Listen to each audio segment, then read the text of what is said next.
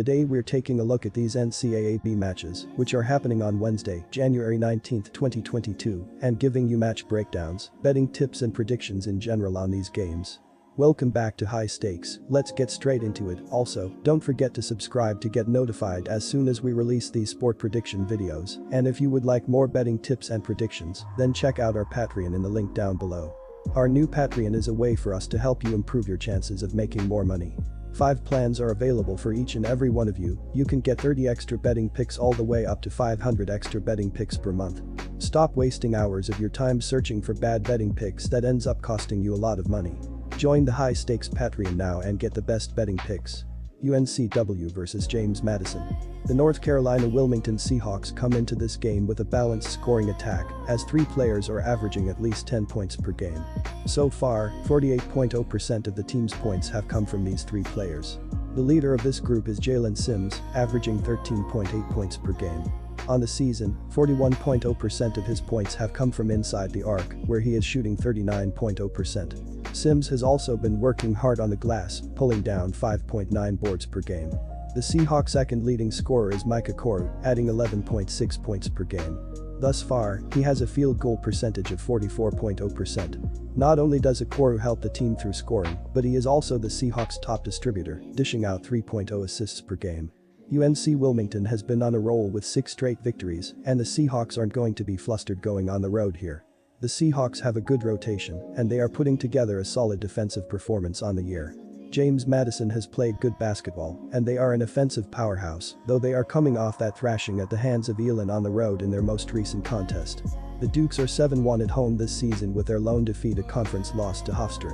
We've seen UNC Wilmington put together solid basketball of late, and their momentum isn't blunted here by the Dukes.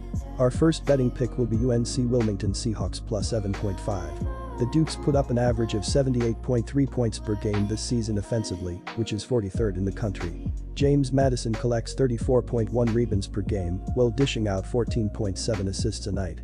The Dukes are average on the defensive end of the floor, ranking 180th in scoring defense by allowing 68.7 points a night. Vado Morse leads the team with 12.9 points per contest this season. Takel Molson, 12.3 points, 5.1 rebounds, and Charles Falden, 10.9 points, 3.4 rebounds, each average in double figures this season. Justin Amati, Alonzo Sewell, Julian Wooden, Terrence Edwards, Terrell Strickland and Jalen Hodge are all looked at to step up on the offensive end of the floor. James Madison shoots 48% from the floor as a team this year. The Dukes connect on 8 triples a night while shooting 34.1% from downtown. James Madison is struggling at the free throw line, hitting 70.3% as a team on the year. Our second betting pick will be under 143.5. Quick reminder, don't forget to subscribe to get notified as soon as we release these sport prediction videos, and if you would like more betting tips and predictions, then check out our Patreon in the link down below. Our new Patreon is a way for us to help you improve your chances of making more money. 5 plans are available for each and every one of you. You can get 30 extra betting picks all the way up to 500 extra betting picks per month.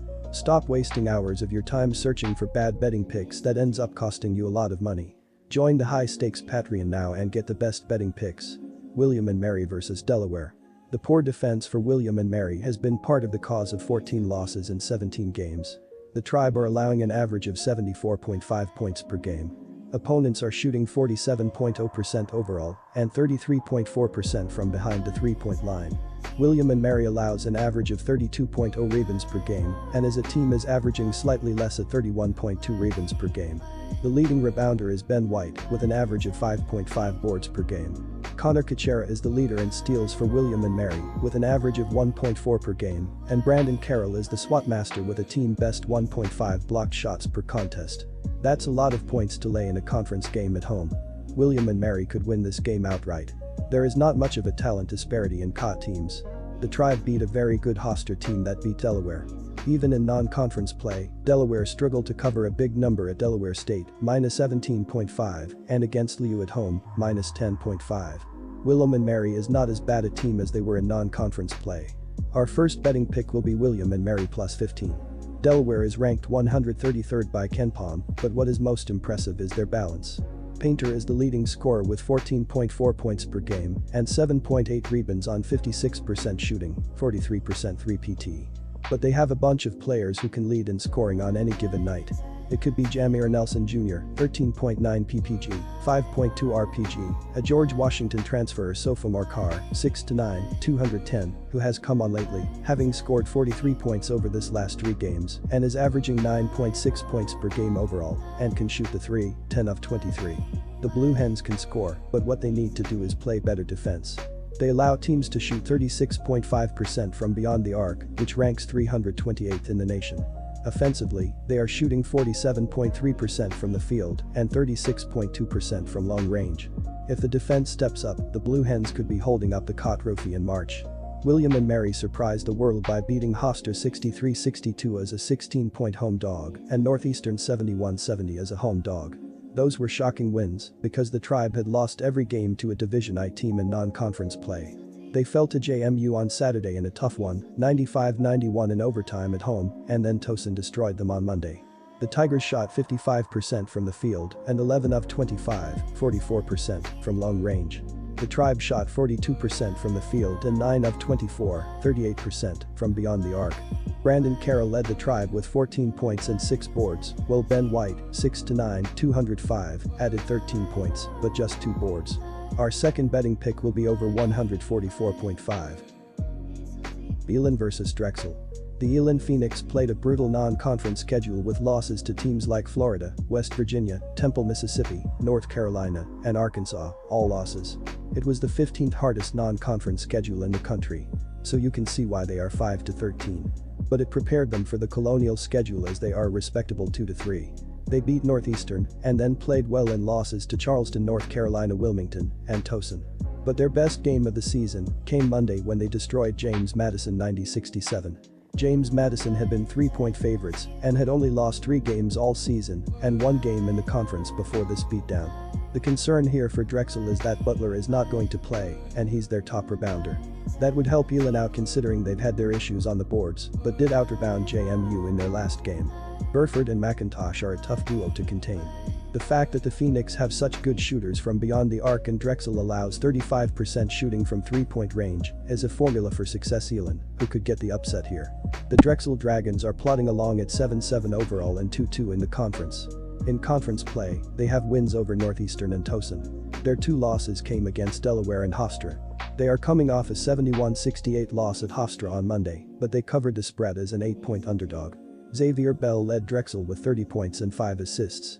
Cameron Winter added 13 points and 7 rebounds for the Dragons, while Melik Martin had 8 points and 8 rebounds.